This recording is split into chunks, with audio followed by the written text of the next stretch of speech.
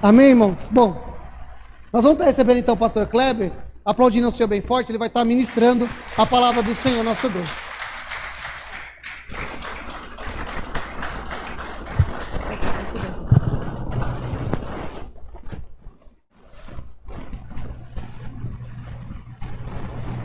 Paz do Senhor, igreja.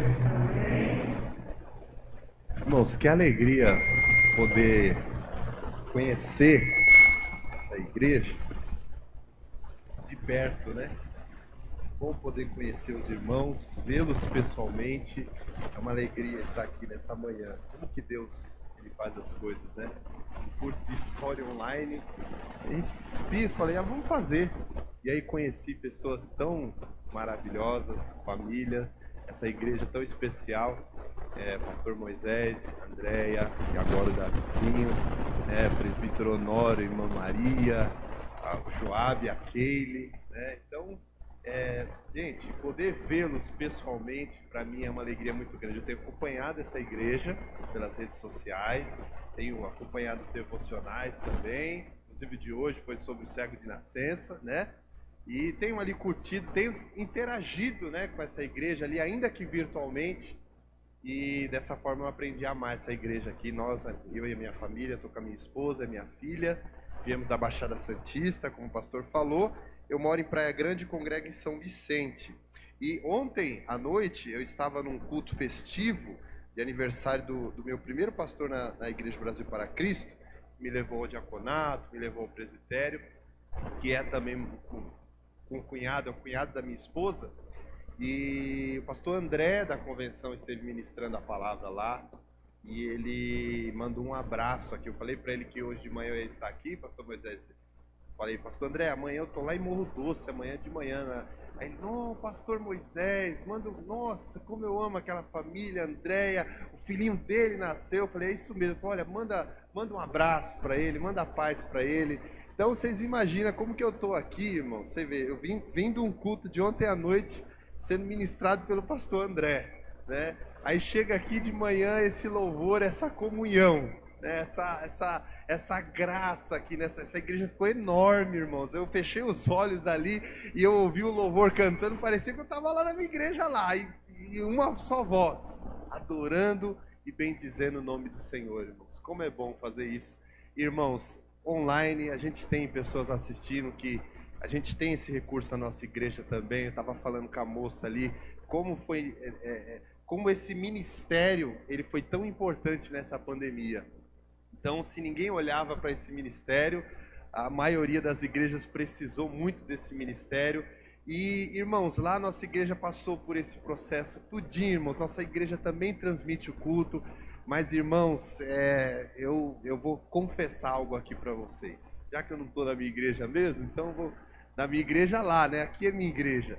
Mas, irmãos, eu sou péssimo cultuante virtual. Sou péssimo. Nunca dei para isso. Ficar ali muito difícil. E eu falava, meu Deus, vamos voltar. E os gêmeos acontecendo online, eu com aquele celular. E aí teve uma hora que eu falei, pastor, se o senhor mandar eu continuar esses gêmeos online, eu continuo. Que ele é o meu pastor. Agora, pastor, se não, eu vou esperar voltar ao presencial, a gente vai interagindo no WhatsApp.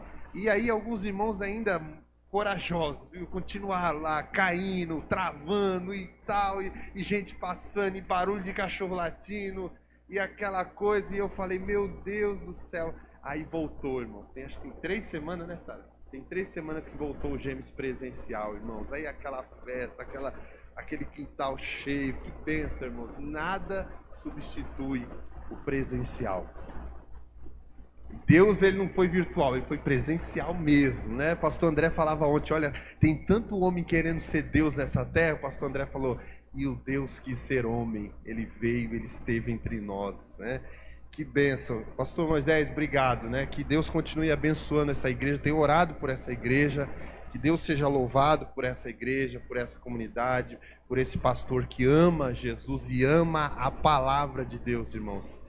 Parece uma coisa óbvia, mas não é, irmãos. Infelizmente, tem pastores que amam outra coisa. Não sei o que, mas não necessariamente a palavra de Deus. E o pastor Moisés, ele ama a palavra de Deus. Irmãos, vamos então, né, Chega de... Bom, vamos abrir em Hebreus capítulo 6.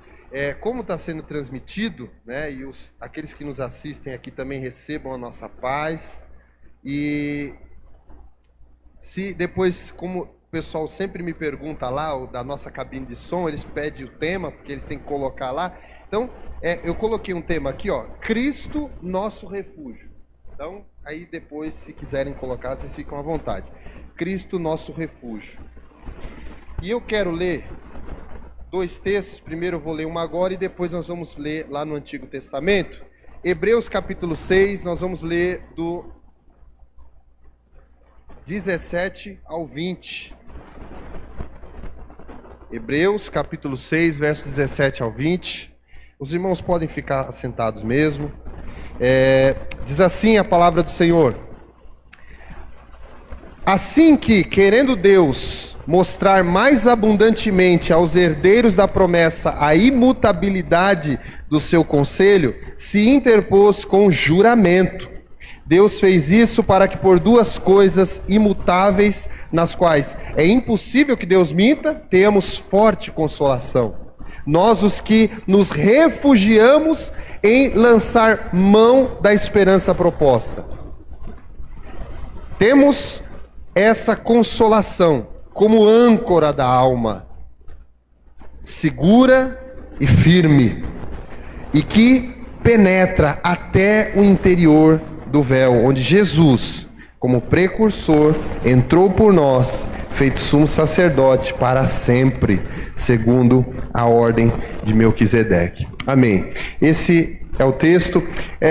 A começar aqui, há uma discussão aqui meio que histórica, vamos dizer assim, de quem teria sido o autor da carta aos Hebreus. Então há muita discussão, especulação a respeito de quem seria, porque diferentemente das outras cartas do Novo Testamento, geralmente por ser carta, né, o remetente ele logo se apresenta, né? Então nós geralmente conhecemos os autores das cartas porque ele se apresenta inicialmente ali. Mas na carta aos Hebreus não tem uma apresentação pessoal. Então, ali os pais da igreja, né, Tertuliano, por exemplo, ele atribuía a carta de Hebreus a Barnabé, né? Então, existem algumas evidências que podem ter sido Barnabé o autor da carta, mas de modo geral a maioria atribui a Paulo, tá, como autor dessa carta, o que eu acho que não seja, acho pouco provável que seja Paulo o autor.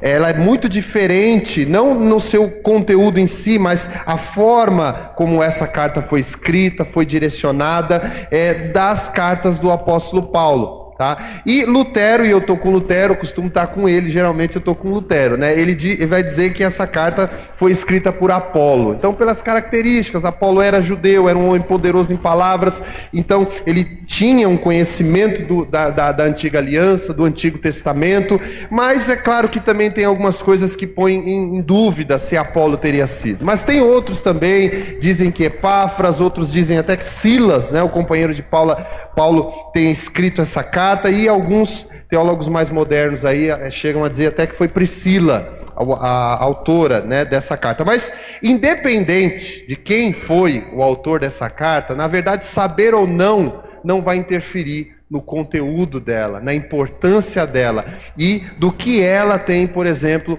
a dizer para nós hoje. Então, esse autor, ele vai fazer aqui, olhando para toda essa carta aos Hebreus, ele vai aqui trazer uma rica exposição da supremacia de Cristo Jesus. O quanto esse Cristo, ele é superior a tantas coisas tão importantes para os hebreus, tão valiosas para os hebreus, e por isso 90% dessa carta vai ter ali elementos do Antigo Testamento ali, tudo para mostrar a superioridade, a supremacia de Cristo sobre tudo aquilo que era tão sagrado e tão importante para os judeus, e que não conseguiram ver essa importância, não conseguiram com essa mesma devoção na pessoa simples e bendita do Senhor Jesus quando ele esteve entre eles. Então, esses judeus provavelmente eram judeus da dispersão, a carta foi escrita em grego e provavelmente eles estavam na Itália. Mas o que esse autor, seja ele quem for ou ela, né, qual que era aqui o seu trabalho? Ele vai fazer uma argumentação, ele vai construir desde o primeiro capítulo até o final, minuciosa, né? Indicando que Cristo, ele na verdade, ele é o cumprimento do templo, né? Algo tão sagrado para os judeus, dos sacrifícios, do sacerdócio que haviam sido estabelecidos na lei. Então, todo aquele sistema, na verdade, não era o fim. Tá? Todo aquele sistema estava apontando para algo muito maior, para algo muito superior, para algo que Deus já havia providenciado, mas que viria no tempo e na hora certa do tempo, né? Mas que era necessário que acontecesse e fosse estabelecido todas essas coisas antes, para que enfim tudo isso que a Bíblia vai chamar de sombra das coisas que haveriam de vir, ou do próprio Senhor, elas pudessem acontecer, irmãos. Então, isso vai deixar bem claro que tudo aquilo, na verdade, então, era temporário. Aquilo não era eterno, aquilo era temporário, tá? Então, uma característica que eu quero deixar para vocês aqui é talvez aquilo que tenha também motivado esse autor da carta aos Hebreus a escrever essa carta, que era um contexto não muito tranquilo daqueles irmãos da dispersão que viviam na Itália.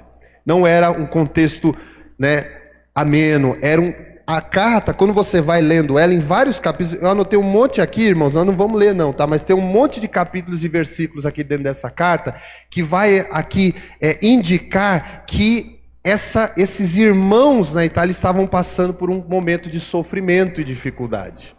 E por isso, então, essa carta é enviada a eles. Então, eles parecem estar passando por dificuldades, tá? No capítulo 10, no capítulo 13, no capítulo 12, dá a entender que eles estavam sofrendo perseguições ou haviam recentemente sofrido perseguições, tá? Então, quando nós lemos esses capítulos, nós vamos perceber que, inclusive, para eles ali no momento, eles estavam vivendo uma real possibilidade de martírio em Cristo Jesus, de serem martirizados pela causa de Cristo. Era uma possibilidade real naquele momento. Irmãos, graças a Deus não é o nosso caso. Hoje nós não vivemos num contexto de uma possibilidade real de martírio, mas nós temos irmãos nossos que estão vivendo esse contexto, estão vivendo essa realidade. E hoje, se nós não podemos mandar carta, nós mandamos e-mail, nós mandamos um vídeo, nós oramos aqui, transmitimos uma oração online por esses nossos irmãos, mas veja que a igreja ela continua nesses mesmos moldes, né? Enquanto de um lado ela experimenta alívio, tranquilidade, talvez numa outra extremidade ela sofre perseguição, inclusive com possibilidade de martírio. Também é provável, no capítulo 13, que eles tenham sido expulsos das instituições judaicas por confessarem Jesus. Então, naquele mundo da época, depois da evangelização de Paulo, nós vamos perceber que em todo aquele mundo romano haviam sido instituídas sinagogas, tá? Então, eles, mais próximos dessas sinagogas, por confessarem a Jesus, é muito provável que eles tenham sido excluídos, né? Que eles tenham sido expulsos dessas instituições, dessas sinagogas. E isso, na verdade, é mais uma continuidade do que já acontecia no ministério de Jesus. Jesus começa pregando nas sinagogas, mas ele não é bem quisto nas sinagogas, nos lugares dos homens de grande conhecimento, né? E aí ele então vai pregar na rua, ele vai pregar na beira do caminho, ele vai pregar nos lugares mais simples, na praia. Jesus parece que ele gostava de praia. O ministério dele passa muito pela praia, né? Tomara que ele goste de praia e ele esteja muito entre nós também lá na praia, na Baixada. Mas o que acontece, irmãos? Paulo também, quando ele prega, ele começa a ir nas sinagogas. Então há uma lógica aqui, pastor, que o evangelho ele seja pregado nos lugares onde se ajuntam os irmãos e as irmãs, nas sinagogas, nas igrejas da época. Então é natural que isso começasse. Então Jesus começa na sinagoga, Paulo começa na sinagoga, mas eles encontram resistência na sinagoga, eles encontram resistência das autoridades, e aí eles são, como é que chamam? Cancelados, né? Olha, foi cancelado, não tem oportunidade aqui, não tem fala aqui, não é importante aqui. E aí, irmãos, quando eles são cancelados dentro da sinagoga, eles são então recebidos fora dela pelas pessoas, e lá eles começam a ministrar, e Paulo fez isso, e nossos irmãos, pode ter acontecido isso, quando nós lemos, por exemplo, Hebreus capítulo 13. Agora, irmãos, quando nós lemos Hebreus 4, Hebreus 10, Hebreus 11, Hebreus 13, nós vamos perceber algo também aqui. Querem que eu troque aqui o microfone? Pode pegar esse aqui, será? Pode? Peraí. Som. Pronto. Esse microfone aqui tá mais... Tá até quente, ó, que o pastor estava usando ele, tá mais... Agora vai. Então... O que sugere esses outros capítulos, irmãos? Que esses nossos irmãos hebreus nessa época estavam, então, sendo tentados. E tentados a quê? A retroceder. Sabe aquele momento que você enfrenta alguma situação, que você começa a pensar na possibilidade de retroceder? De não caminhar mais, de não continuar caminhando com Cristo, ao lado de Cristo e para Cristo? Eu não sei se vocês já viveram isso, algumas pessoas já viveram isso e infelizmente algumas delas retrocederam. Eu conheço pessoas que retrocederam, que hoje já não estão mais em Cristo, já não andam mais em Cristo, estão fora de Cristo, e fora de Cristo eles voltaram para toda a sua vida no pecado e na escuridão, irmãos. Então parece que eles estavam sendo tentados a retroceder para a incredulidade, voltar a não crer, né? E de repente voltar até ao judaísmo. Eles estavam sendo tentados a começar a ser e viver, atribuindo para si aquele legalismo, aqueles ritos, aquelas obras, né, que servia de mérito para o judeu obter a salvação. E eles estavam então desistindo de seguir, de prosseguir rumo àquilo que nós cantamos aqui, ao descanso do Senhor. Estavam prosseguindo e desistindo de ir rumo ao descanso do Senhor. É fato que toda aquela lei sobre o judeu era um fardo. Aquela lei era um fardo sobre o judeu. Vocês lembram nos evangelhos que Jesus disse: olha, tomai de mim o meu fardo, que é suave, que é leve. E que fardo era esse? O fardo da religião judaica, o fardo dos fariseus, que nem eles aguentavam carregar aquele fardo. Eles impunham sobre os judeus. E Deus está falando: vocês precisam encontrar descanso em mim. Vocês não são capazes de carregar esse fardo. E eu quero trocar esse fardo com vocês, porque o meu fardo, ele é suave. O meu fardo é leve. E é esse o fardo que vocês vão carregar. Não é que não vai carregar nada, vão carregar um fardo, mas um fardo suave e leve, e não pesado e destruidor. E aí, irmãos, o que nós vemos aqui é que essa carta, mediante a esse contexto que eu estou falando para vocês aqui, de dificuldade, de perseguição, de pensamentos em retroceder, a carta vai tomando um tom de exortação e encorajamento. A carta vai tomar isso. Parece que esse é um espírito que permeia toda a carta. Um espírito, seja de quem for o autor, ele está exortando e encorajando. Esse parece ser o propósito central dessa carta. Ele estava ali com o objetivo de confortar, de exortar e de, acima de tudo, né, encorajar os nossos irmãos. Eles usavam carta porque não tinha como ficar indo, mas Paulo disse: olha, eu também prefiro presencial. Em algumas cartas ele falou: não pude estar com vocês aí, não vejo a hora de estar com vocês, né, irmãos? Porque igreja que é igreja ama o presencial, estar junto, né? Olhar no olho, abraçar, se tocar. E o próprio autor aqui no capítulo 13, verso 22, ele refere-se ao seu trabalho, à sua missão com essa carta, como uma palavra de exortação.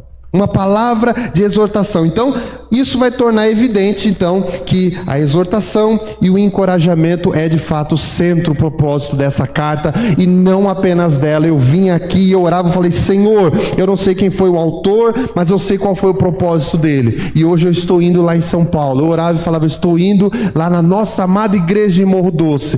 E, ó Deus, eu quero ir com esse objetivo, de que aquilo que eu vou ministrar, aquilo que eu vou falar, o tempo que eu vou passar aqui, seja um tempo de encorajamento, de exortação a toda essa igreja, para que vocês continuem mesmo em meio a todo sofrimento, perseguição, dificuldade e pensamentos de retroceder, vocês devem permanecer e continuar caminhando firme com Jesus.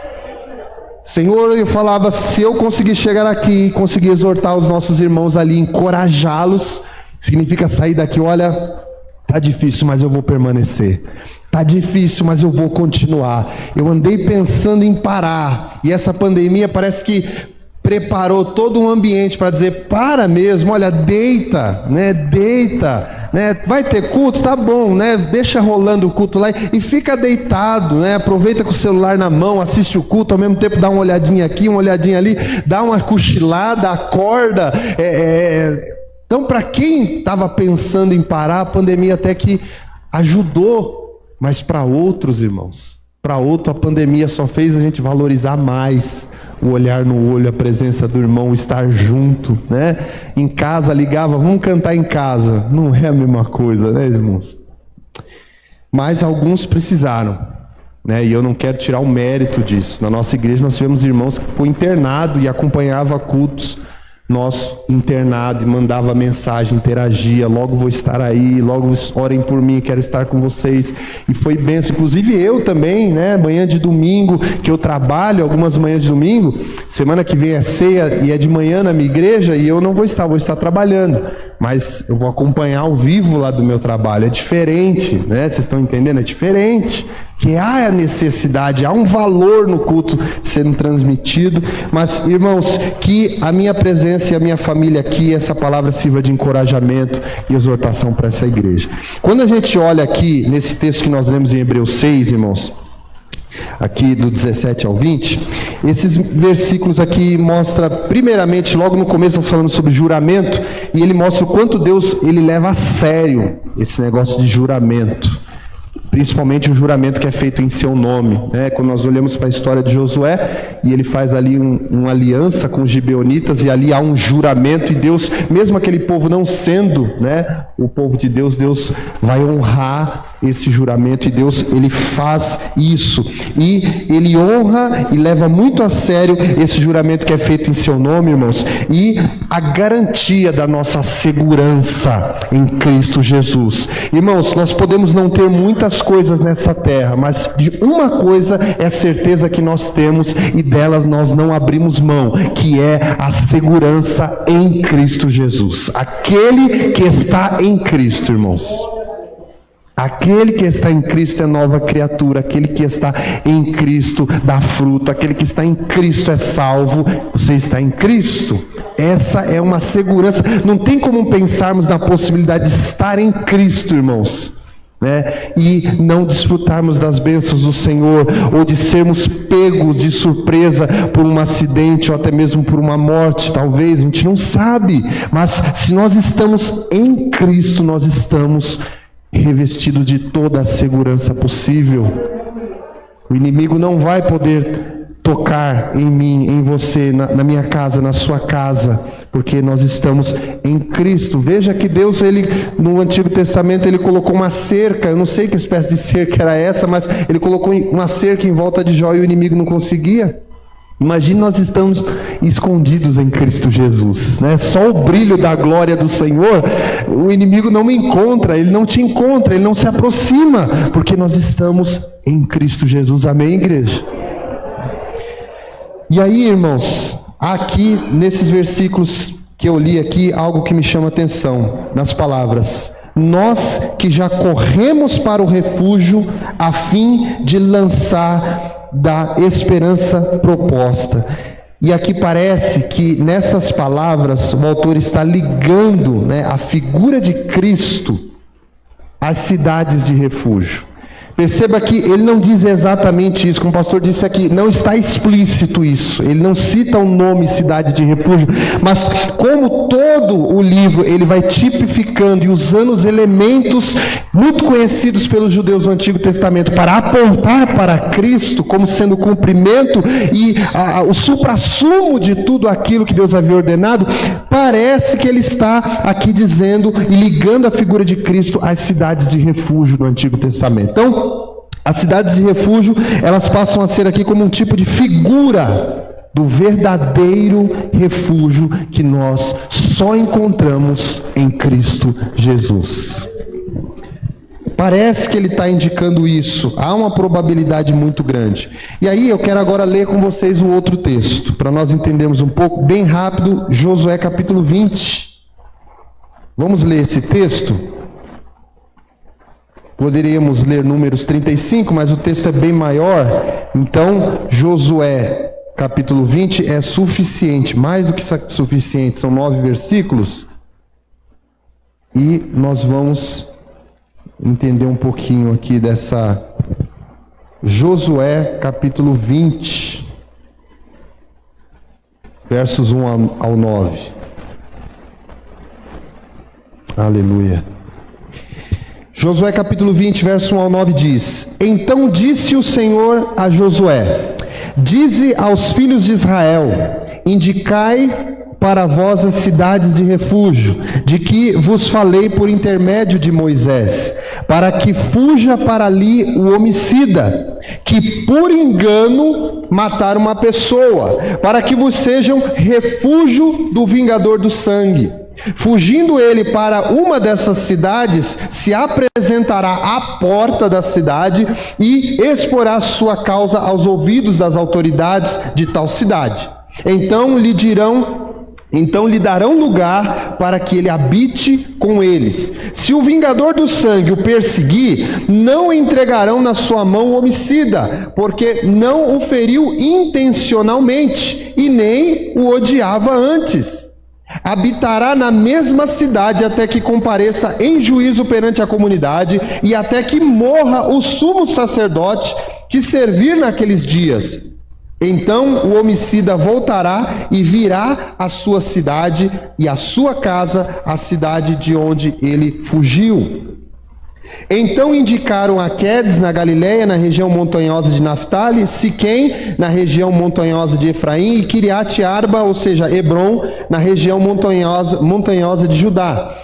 No lado leste do Jordão, perto de Jericó para o oriente, indicaram Bezer no deserto, na campina da tribo de Ruben, e Ramote em Gileade da tribo de Gade, e Golã em Bazã da tribo de Manassés. Foram estas as cidades designadas para todos os filhos de Israel e para o estrangeiro também, que peregrinasse entre eles, para que se acolhesse a elas todo aquele que por engano matasse alguém, mas para que não morresse às mãos do vingador de sangue antes de comparecer perante a comunidade. Irmãos, amém.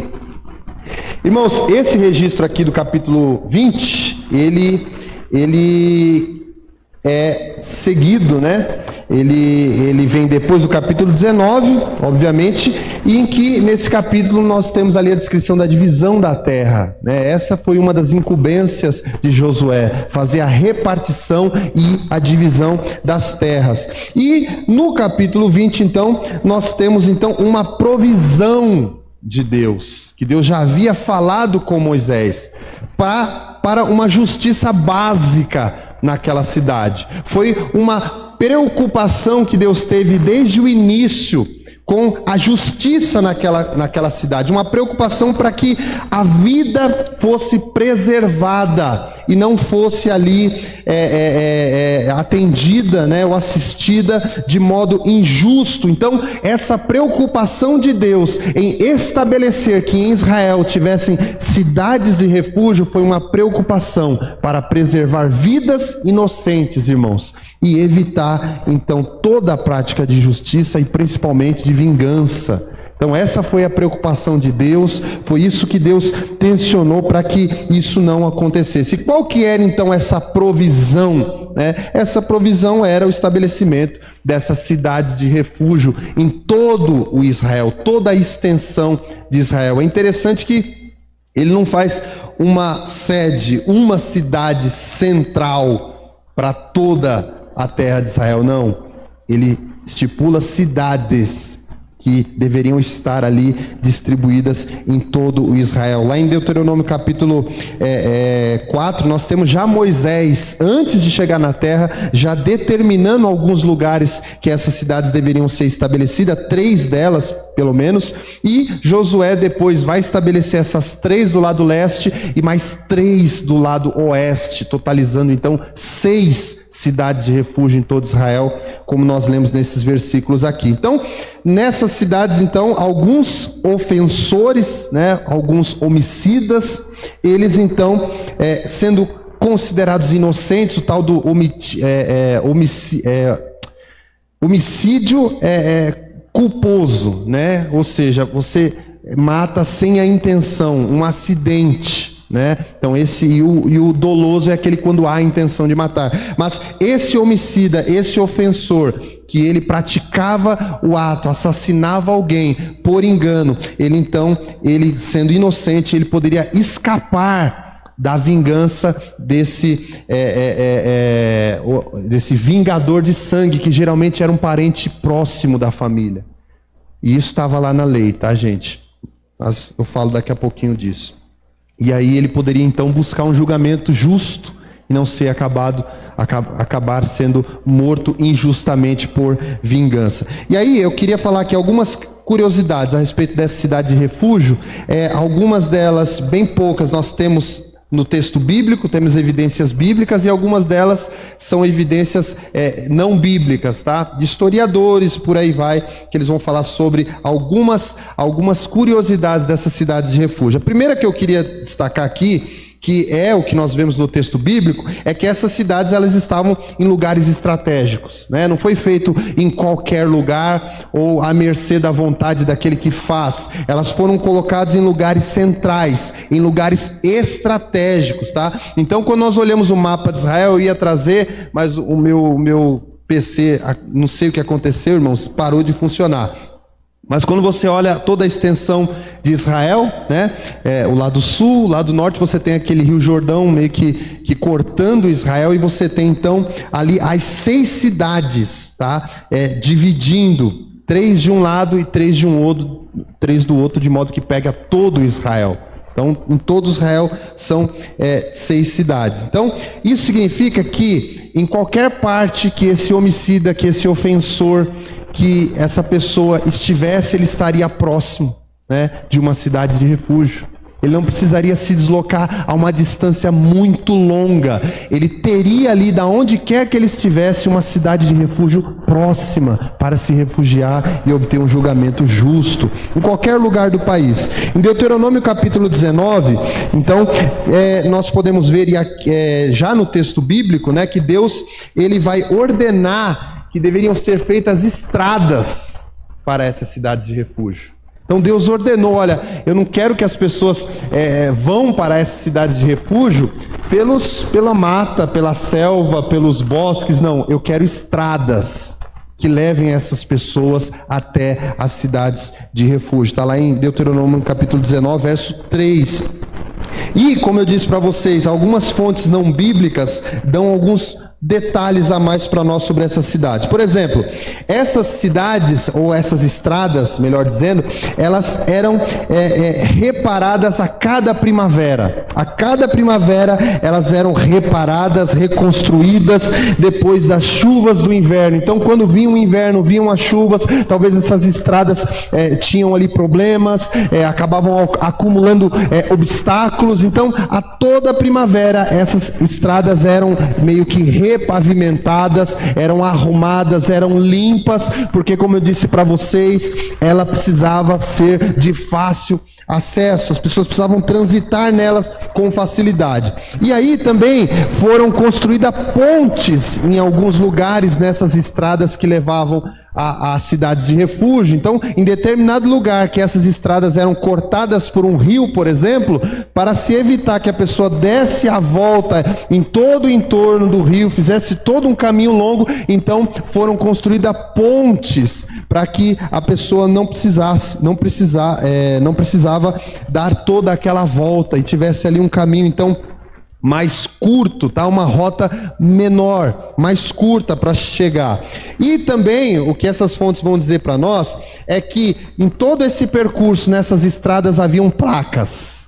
Eles colocavam placas, e não eram placas pequenas, né? Placas como essas que eu vinha vendo, placas enormes, tá? Eles colocavam placas de sinalização. E o que dizia nessas placas? Refúgio, refúgio. Refúgio, bem grande, colocavam bem grande, e sempre apontando na direção, sempre mostrando a direção, sempre mostrando o lado, sempre ali advertindo aqueles a quem buscavam essa cidade, tá? Refúgio, apontando a direção, e ela tinha que ser grande o suficiente, esse é um detalhe, para que uma pessoa de longe, que estivesse correndo, pudesse enxergar e ler essa frase. Olha só o cuidado. Quem estava longe, correndo, precisava enxergar. Então as letras precisavam ser bem legíveis e grandes o suficiente para isso. Então eu queria que vocês parassem para imaginar um homem, um ofensor, que de repente acabou de acontecer, acabou de cometer um homicídio, um acidente, e ele está correndo, desesperado. E ele, de repente, atrás dele, né, vem outro homem,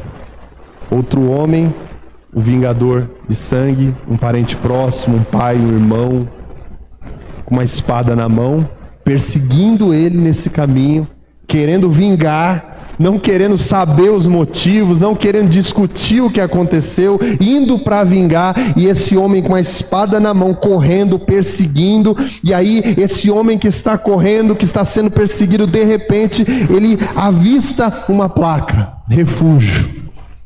E eu creio que esse homem que está correndo, ele vê essa placa, e ele então tem um pouco mais de paz em meio àquela apreensão, aquele medo, e ele olha a placa refúgio, então ele vê ela ali, ele vê ela direcionando, ele sabe para onde que ele tem que ir, ele sabe que não vai haver obstáculos, porque elas foram limpas, arrumadas, ele só precisa chegar até essa cidade, mas ele sabe que ele está chegando, que ele está perto do seu refúgio.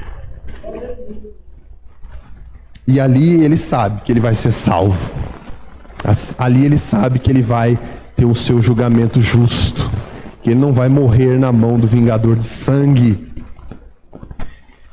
A outra curiosidade é que essas cidades de refúgio, elas estavam abertas a todos. Então, apesar do texto que nós lemos dizer que era para o judeu e para o estrangeiro, elas estavam ali abertas a todos. Então, fosse israelita, fosse estrangeiro, fosse moradores temporários, todos aqueles que necessitassem desse refúgio, eles poderiam recorrer a esse refúgio.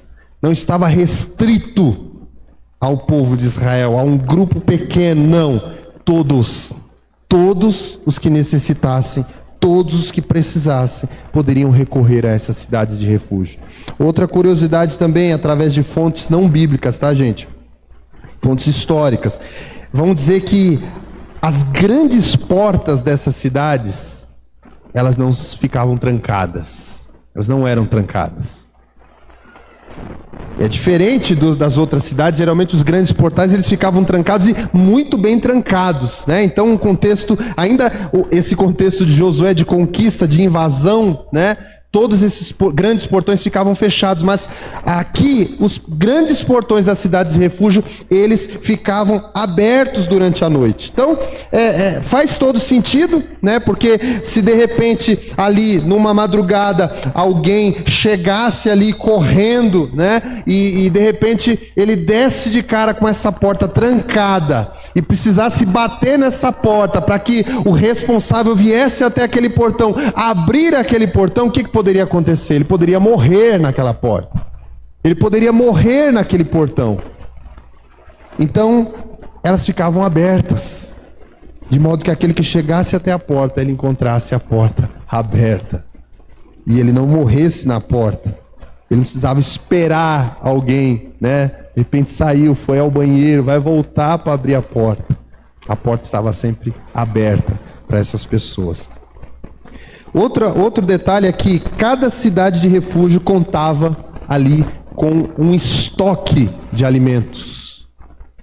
Essa cidade já tinha separado um estoque de suprimentos exatamente para suprir e atender a essas pessoas. Então, isso se tratava de um refúgio autossuficiente.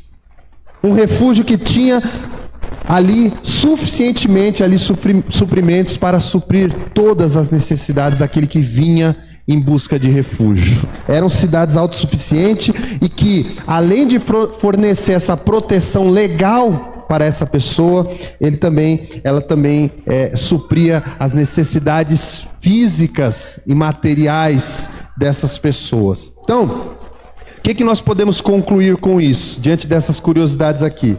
Segundo a Bíblia, se um homicida não fugisse para uma dessas cidades de refúgio, ele não teria socorro.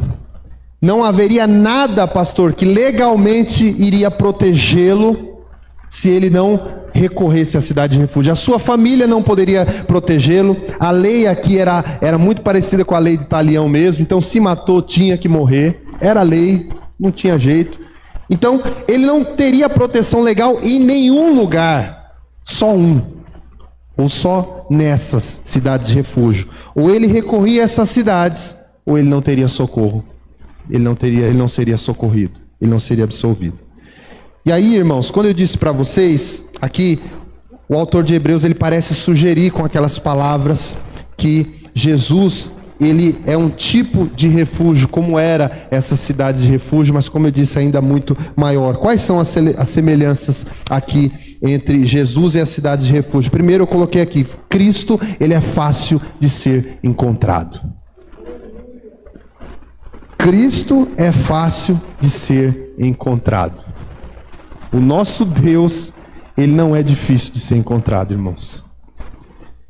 E aí, irmãos, quando nós consideramos a igreja, que é o corpo de Cristo, ele é o seu cabeça, a igreja como corpo de Cristo é o seu representante na terra. Então, por meio dela, nós temos os sacramentos, por meio dela, nós celebramos a sua morte, a sua ressurreição, por meio da ceia, participamos do seu corpo, do seu sangue, nela nós batizamos, nela nós pregamos a palavra. Então, a igreja, ela é uma representante de Cristo na terra. Então, nós podemos concluir o quê? Que nunca foi tão fácil chegar até Jesus. Nunca foi tão fácil encontrar Jesus. Eu vinha aqui com a minha esposa aqui, eu vinha falando para ela, nós víamos aqui andando aqui, nunca andei aqui, irmãos, nós víamos andando, e igreja, e bem versátil, né?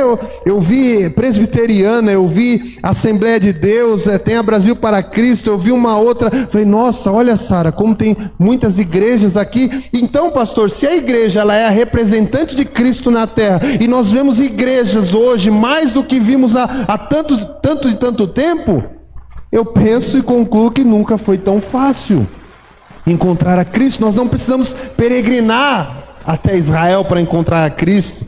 Não precisamos peregrinar para tão longe para cultuar a Cristo. Nós temos a igreja de Cristo, e onde quer que nós andamos, nós nos deparamos com a igreja de Cristo.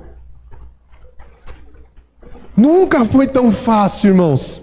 Eu congrego a uma distância de um tempo longo, da minha casa até a igreja, mas demora para se ir, demora para se voltar, é um preço que eu pago, mas não por falta de igreja, é porque Deus quer a gente ali, então a gente tem que pagar esse preço. Mas da minha casa até a igreja que eu congrego, são tantas igrejas, irmãos, que eu também poderia reconhecer Cristo naqueles lugares, que eu poderia servi-lo. Então, nunca foi tão fácil. Irmãos, essa igreja, nós, a igreja de Cristo, nós precisamos ser o porta-voz dessa notícia, de que nunca foi tão fácil chegar a Cristo, encontrar a Cristo. Nós, como igreja do Senhor, devemos dar essa boa notícia, carregar essa boa nova, de que? Pregando refúgio.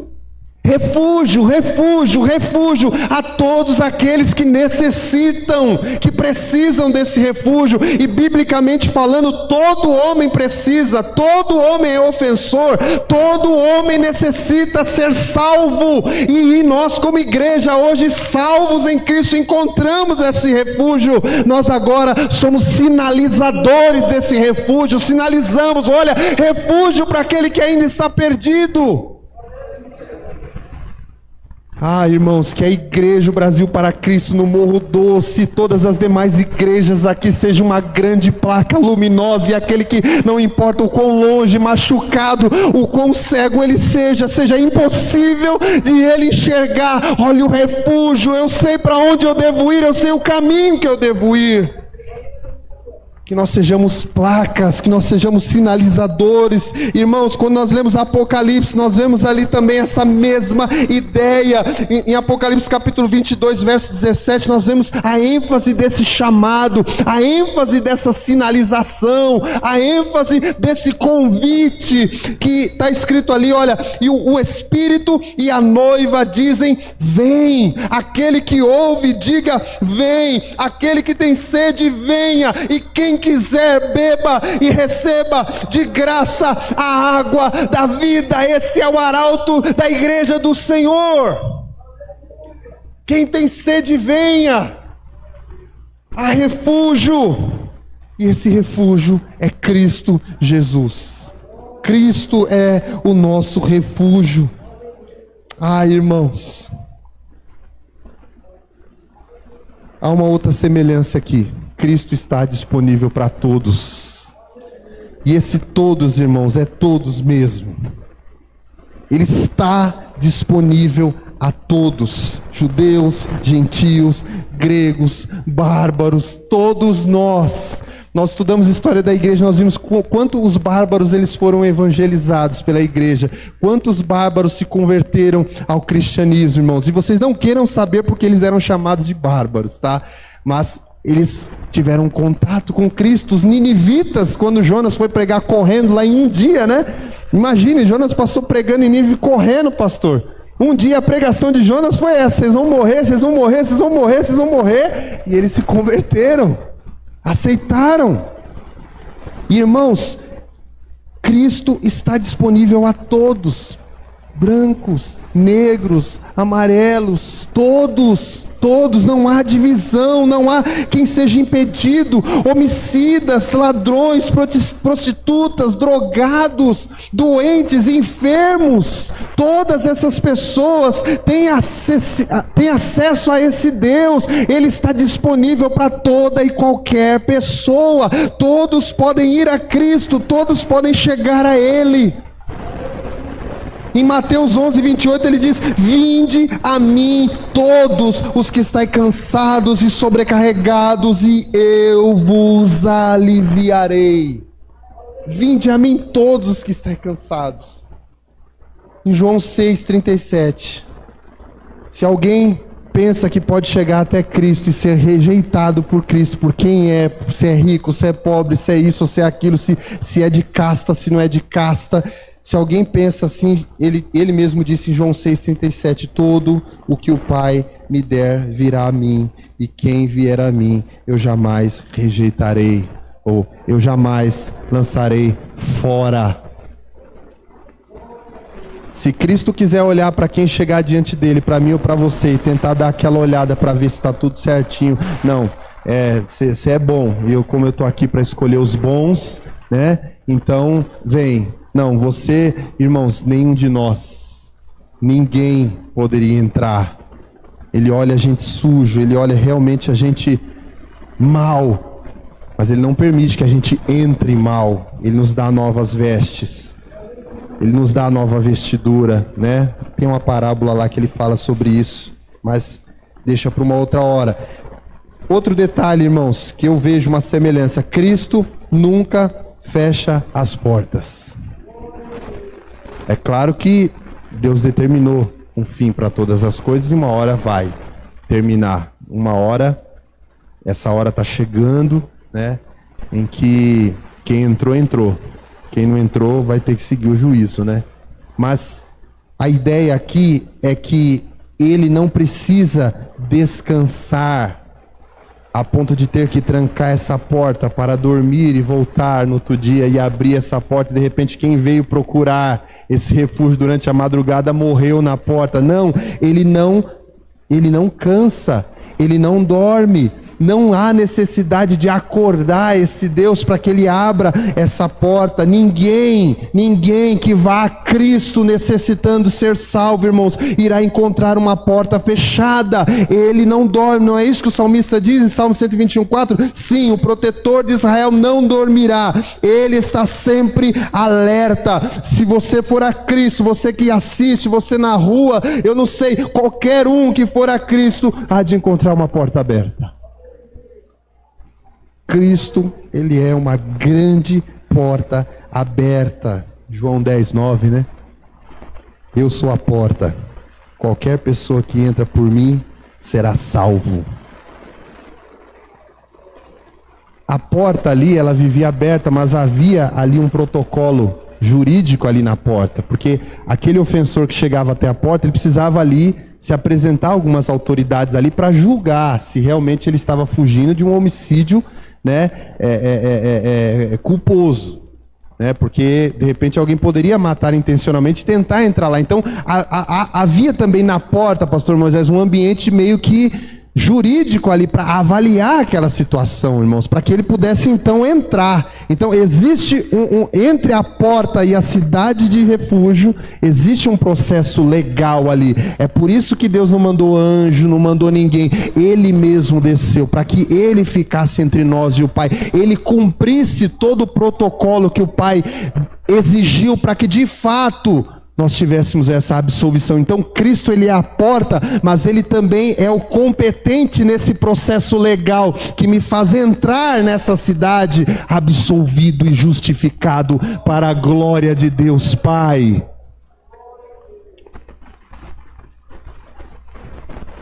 Outra semelhança: Cristo é um refúgio todo suficiente. Cristo, Ele é um refúgio todo suficiente. Irmãos, antes de eu me converter a Cristo, eu fui testemunha de Jeová por alguns anos, né? E toda vez que eu falo isso na igreja, e quando eu falo até na minha igreja, é assim, tá todo mundo assim, né, olhando a Bíblia e tal. Quando eu falo fui testemunha de Jeová, todo mundo faz assim, ó. Foi igual aqui, mais ou menos, né? Testemunha de Jeová, como é que é aquele que vai na porta em porta batendo palma com a bolsa? É isso mesmo. Eu fui testemunha de Jeová antes de me converter. E o processo, quando eu comecei a ir na igreja antes de me converter, foi um processo difícil, que levou tempo. Para vocês terem uma ideia, eu fiquei 1 ano sem falar para minha mãe que eu ia na igreja, que minha mãe também era na época, e ela queria ver qualquer coisa menos crente, né? Não gostava de crente de jeito nenhum. Eu fiquei 1 ano indo escondido congregar. E aí, uma série de coisas precisou ser mudada na minha mente, irmãos. Então, muitas coisas, a questão a respeito do sangue, a questão a respeito do exército, a questão a respeito dos aniversários, a questão a respeito de tantas coisas, mas teve uma que era mais complicada para mim, para resolver nessa minha mente cauterizada, né, pela torre de vigia dos TJs, né, porque aquela torre de vigia é ela que molda aquelas cabeças, né? Então todo mundo tem que pensar igual, todo mundo tem que andar naquela linha. Se alguém questionar alguma coisa, então eles dão um jeito então é aquilo. E tinha uma coisa, irmãos, que era muito difícil para mim, que era em relação, a maior dificuldade que eu tive era, em relação ao Evangelho, foi em relação à pessoa de Cristo. Eu não sei se vocês sabem, mas para os testemunhos de Jeová, Cristo não é Deus. Cristo é um filho, é uma criatura. E aí quando nós falamos que Cristo é um filho e uma criatura, irmãos, nós estamos colocando, definitivamente nós estamos colocando um limite. Tá? Quando se fala que Deus, Ele é Deus, é ilimitado, é eterno. Ele não teve um dia que começou, Ele é eterno. A partir do momento que você fala que o Filho não é Deus, você está pondo um limite para Ele. Ele não pode tudo. Ele pode muita coisa, como eles dizem. Não, Ele é o Filho, né? O Filho é muito importante. Ser filho de Deus é muito importante, tem muita honra em ser filho, mas é uma honra limitada. É um poder limitado. Ele pode fazer muita coisa, mais do que muitas pessoas podem fazer, mas ele não pode fazer tudo. Então, foi muito difícil para mim. E aí eu passei alguns anos para isso entrar na minha mente. Mas, irmãos, eu falo para vocês uma coisa. Depois que eu compreendi a pessoa de Cristo nos evangelhos, o evangelho de João, em toda a Bíblia, quem Cristo é, quem Cristo foi, irmãos, todas as outras coisas ficaram claras. Tudo começou a fazer sentido, porque quando nós não entendemos a pessoa de Cristo, é difícil falar de sacrifício, é difícil falar de morte expiatória, é difícil falar de conjugar Antigo e Novo Testamento, é difícil quando nós não entendemos a pessoa de Cristo. É por isso que os TJs, eles têm dificuldade de conciliar o Antigo e o Novo Testamento, eles consideram o Antigo Testamento, mas eles não andam naquilo, eles não vivem aquilo. Irmãos, o Antigo e o Novo é uma coisa só, o Antigo aponta o Novo, revela o Novo lança luz sobre o Antigo. Toda a Escritura é a palavra de Deus proveitosa. Para quê? Para revelar quem? A pessoa bendita do Filho.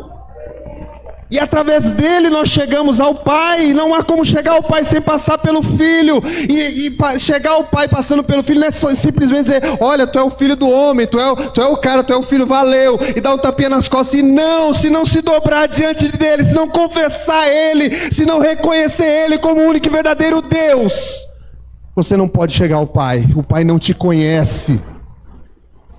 E eu falei: meu Deus, grande parte da minha família é testemunha de Jeová. Grande parte. Eles ficaram tão tristes quando eles ficaram sabendo que eu virei evangélico, que eu me tornei cristão. E eles são fechados.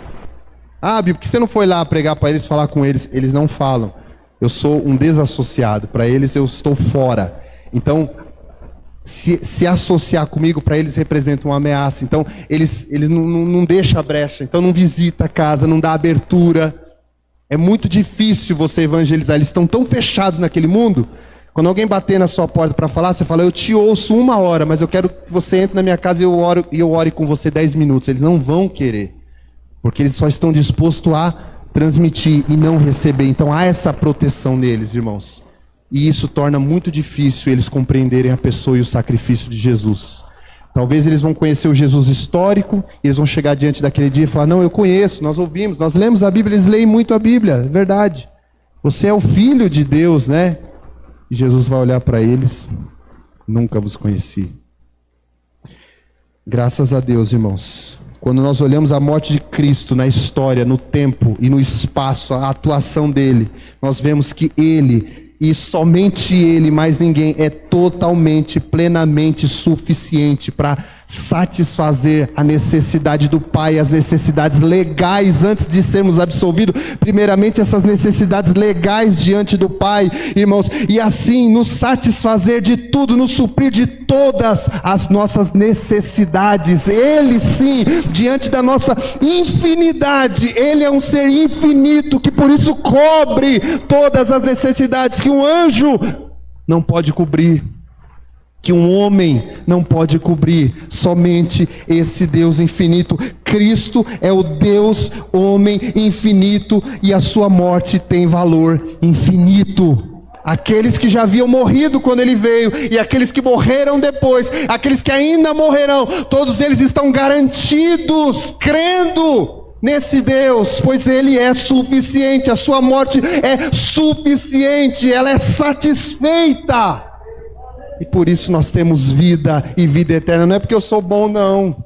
Não é porque você é bom, não. Não é porque agora eu era roqueiro. Eu esqueci de falar, né? Antes de virar... Não, depois de virar TJ, eu virei metaleiro. Cabelo até aqui. A minha filha falava: ai, pai, é difícil pentear porque enrosca. Eu falei: eu sei o que é isso, filho. Eu também tive cabelo até aqui, ó. E eu sofria. A Sara, quando ela me conheceu, eu estava crescendo. Ela permaneceu comigo, irmãos. Eu com aquele cabelo enorme, coisa horrível. Mas eu achava aquilo lindo. Roupas pretas, correntes, brincos e tudo mais, irmãos. Roqueiro, metaleiro. Mas então eu encontrei em Cristo aquilo que só ele, que o rock não poderia me oferecer. O gênero musical é bom, eu gosto, tá, gente, do estilo rock. Mas eu queria do rock aquilo que o rock não pode dar, assim como tem pessoas que querem do samba aquilo que o samba não pode dar, aquilo que eles querem da droga, aquilo que a droga não pode dar, do dinheiro, aquilo que o dinheiro não pode dar. Nenhum homem pode ser satisfeito sem a pessoa bendita de Cristo. E do contrário, quem tem Cristo pode não ter nada dessas coisas, pode ter muito pouquinho, mas em Cristo ele é satisfeito. Sabe, irmãos, Cristo ele não apenas nos torna legalmente absolvidos da nossa culpa, mas ele também nos supre de todas as nossas necessidades espirituais e físicas também. Quantos de nós recebemos milagres e bênçãos do Senhor? A minha esposa, esse mês, eu coloquei lá, em 2016, ela enfrentou um câncer de mama, um câncer maligno. Irmãos, que ano foi para a nossa vida, que vale o ano de 2016, irmãos. Mas graças a Deus está aí, com vida, com saúde. Efésios capítulo 1, verso 3. Nós vemos aqui a magnitude da suficiência de Cristo em nos abençoar. Bendito seja o Deus e Pai de nosso Senhor Jesus Cristo, que nos abençoou com todas as bênçãos espirituais nas regiões celestiais, em Cristo, jamais fora dele. Em Cristo, jamais fora dele. Então, irmãos, o que nós podemos concluir aqui? Assim como nós concluímos que no Antigo Testamento a única forma de obter socorro, de ser absolvido e salvo, era correr para as cidades de refúgio. Aqui nós também concluímos que se nós não corrermos para o refúgio de Deus, se não corrermos, entendermos Cristo como nosso refúgio, o Cristo que o próprio Pai providenciou para nós, assim como providenciou as cidades de refúgio, o Pai providencia o Deus que será o nosso refúgio, o seu próprio Filho. Se nós não entendermos isso, irmãos, e foi por um preço tão alto que Ele ofereceu e providenciou um meio de nos refugiarmos, então, irmãos, não haverá socorro para nós, não haverá socorro para a humanidade. E aí eu fico pensando, se no Antigo Testamento, naquela lei temporária, ignorar a lei trazia morte, a pessoa morria, vocês já pararam para pensar o que acontecerá com essa geração e com a humanidade, se ela desprezar a obra e o sacrifício de Cristo Jesus? E as pessoas estão desprezando, irmãos. As pessoas estão desprezando e algumas delas vão desprezar até o último dia. Aquele dia que haverá choro. E aquele choro e aquele... Eu acho que não vai ser um choro nem pelo que vai acontecer, mas talvez um choro por ter tido tanta oportunidade e ter desprezado esse refúgio que o Pai amorosamente providenciou para nós antes da criação do mundo. O Pai providenciou. Não houve má notícia para Deus, irmãos. Não houve má notícia. Quando a má notícia chegou, Ele já tinha provido. Ele já tinha a solução para tudo aquilo, irmãos. Que Deus amoroso que nós servimos, que Pai maravilhoso é esse, que antes que chegue com a notícia, Ele já tem a provisão para que você não sofra, para que você não morra. Irmãos, agora, apesar de nós termos muitas semelhanças entre Cristo e as cidades de refúgio, eu estou caminhando já para encerrar. Existem algumas diferenças, sim.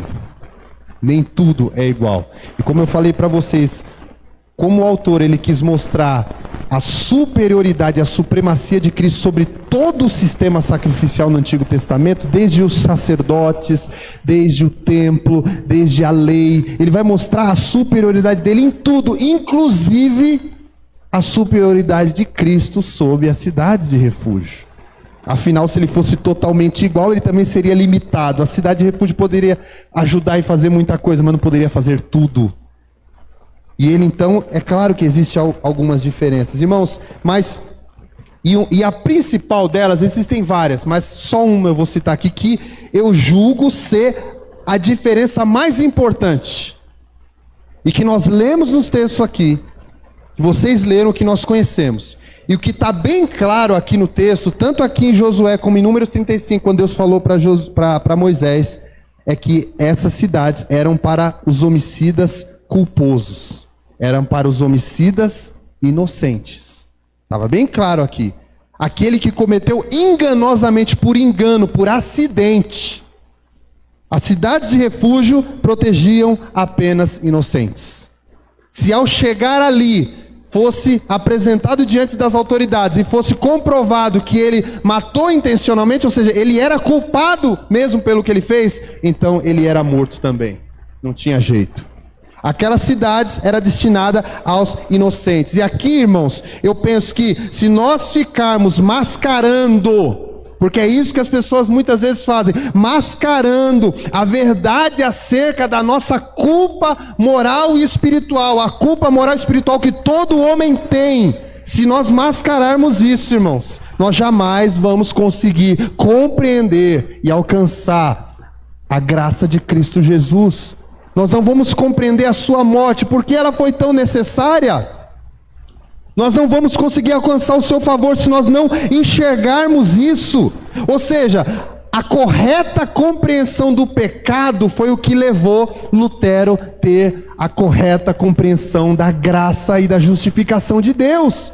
Essa foi a crise em Lutero. Ele não conseguia enxergar que as soluções propostas pela Igreja Católica Romana eram suficientes, porque para ele o pecado era muito maior do que eles entendiam. O pecado não era o que o homem apenas fazia, pastor Moisés, mas o pecado é o que o homem é. O homem nasce pecador, nasce condenado, é o que ele é, e ainda que ele não faça e não mate ninguém, ele ainda é culpado e condenado, ou seja, ainda necessita de um socorro, ainda necessita ser salvo.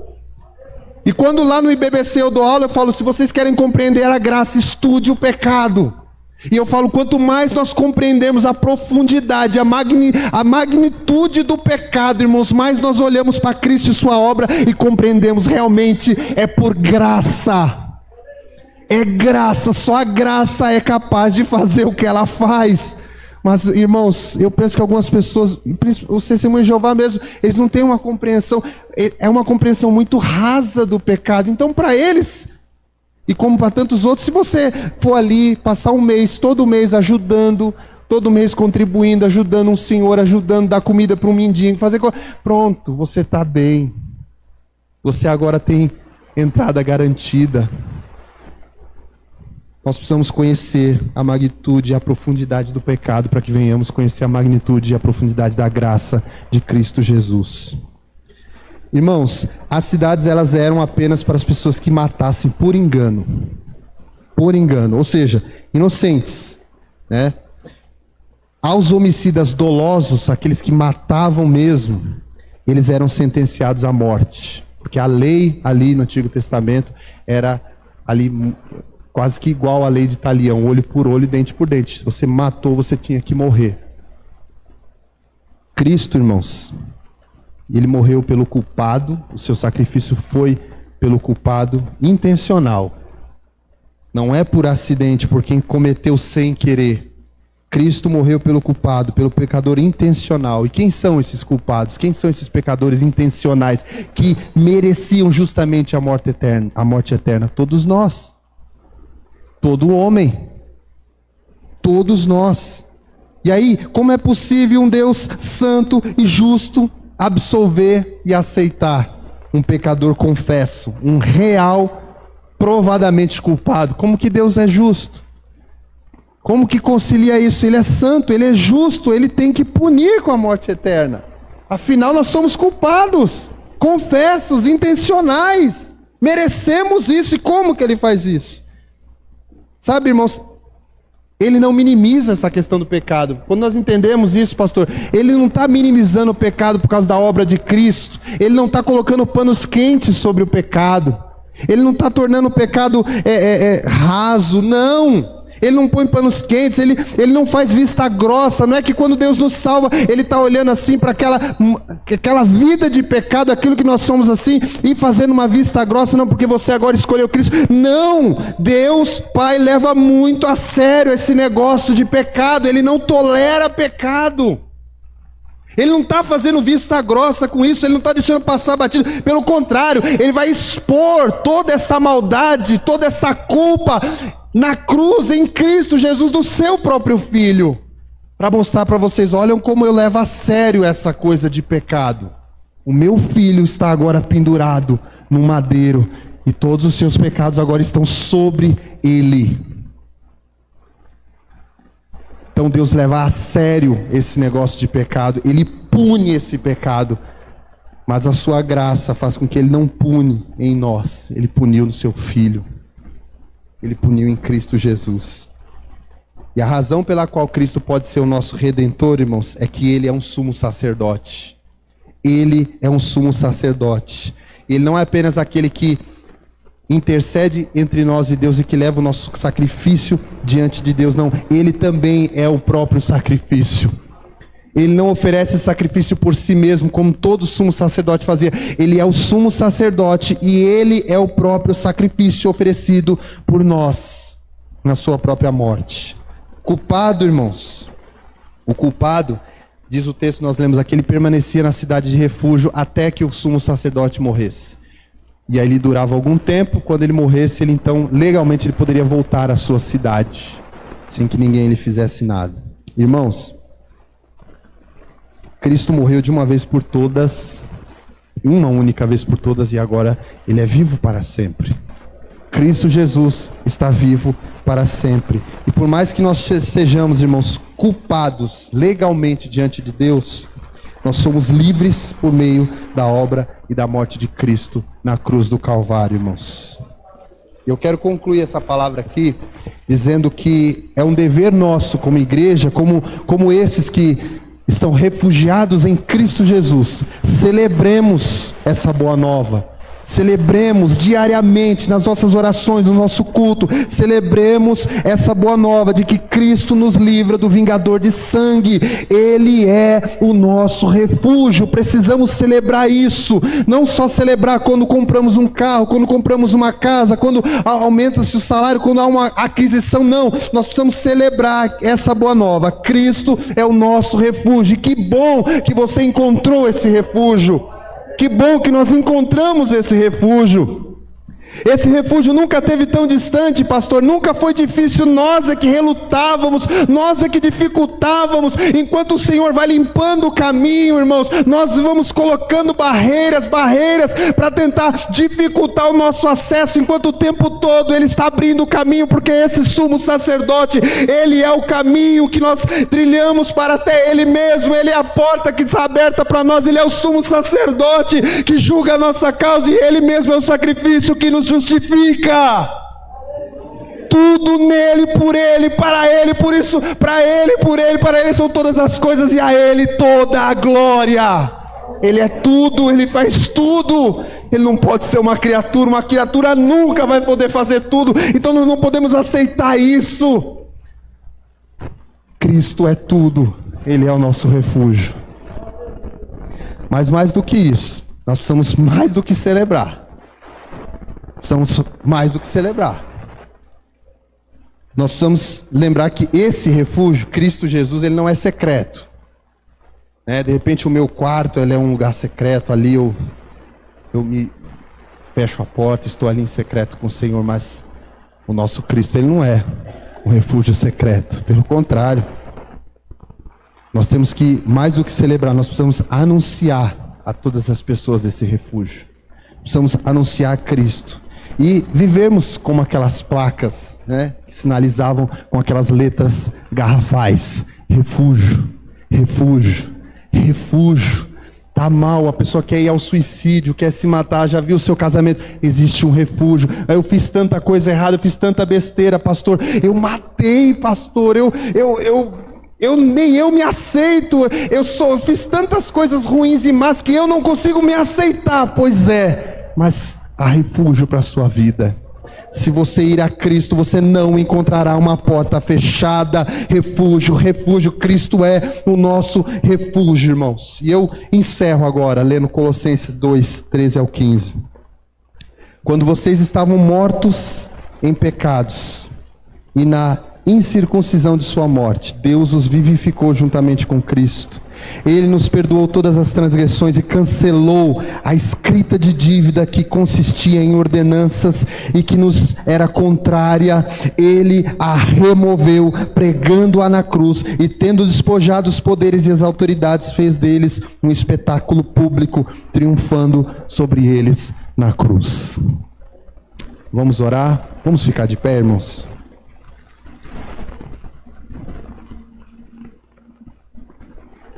Pai nosso Deus, essa manhã de comunhão, Senhor, nós queremos neste momento, Senhor, primeiramente, ó Deus, celebrar a Ti a nossa gratidão, Deus, porque no mundo de trevas que nós estávamos, Senhor, o vingador de sangue já tinha nos matado, Senhor, nós estávamos mortos, Senhor, nos nossos pecados, nas nossas transgressões, Senhor Deus, éramos inimigos de Deus. A Tua palavra diz que nós éramos filhos da ira de Deus, mas mediante o Teu Filho, o Teu amor, o Teu favor, a Tua graça, Senhor, nós, ó Deus, tivemos vida, recebemos vida, Senhor, nós nos refugiamos em Ti, Senhor, encontramos abrigo no Senhor, ó Deus, que nos protege, Senhor, do inimigo, que nos protege, Senhor, dos males deste mundo, que nos guarda e nos garante essa salvação, não pelas boas obras, Senhor, mas nos salva para realizarmos essas boas novas, aonde quer que passamos, Senhor, e anunciemos ela, que assim como nós encontramos, Senhor, todos podem encontrar. O Senhor está disponível, Jesus está disponível, Jesus é uma porta aberta, Ele é o nosso justificador, santificador e salvador. Obrigado por essa tão grande salvação, Senhor. Usa cada um de nós, Senhor, para sermos esse arauto nessa terra, Senhor, anunciando a todas as pessoas do mundo, a todos os perdidos, Senhor, refúgio, refúgio, refúgio. Cristo está aqui, Cristo está de braços abertos, e Ele recebe todo aquele que o Pai enviar, e o Senhor não há de lançar ninguém fora, mas há, Senhor, de recolher para si, Senhor, para viver contigo eternamente. Abençoe a igreja do Morro Doce, Senhor, continua usando essa igreja como uma placa enorme aqui, ó Deus, em Anhanguera, Senhor, refúgio, refúgio, refúgio. Anunciemos com palavras, com a nossa vida, Cristo é o nosso refúgio, para a glória de Deus Pai. Amém, amém e amém. Graças a Deus. Vocês podem aplaudir ao Senhor, irmãos. A Ele toda a glória, a Ele toda a honra, a Ele todo louvor. Aleluia. Obrigado, meus irmãos, que Deus os abençoe, e querendo Deus, logo, logo estarei aqui novamente para rever os irmãos numa outra oportunidade, ou vocês lá também, na Baixada Santista, aqueles que puderem um dia poder estar com a gente lá, vão ser bem recebidos ali por nós e por nossa igreja também, amém? Deus abençoe, obrigado, pastor Moisés.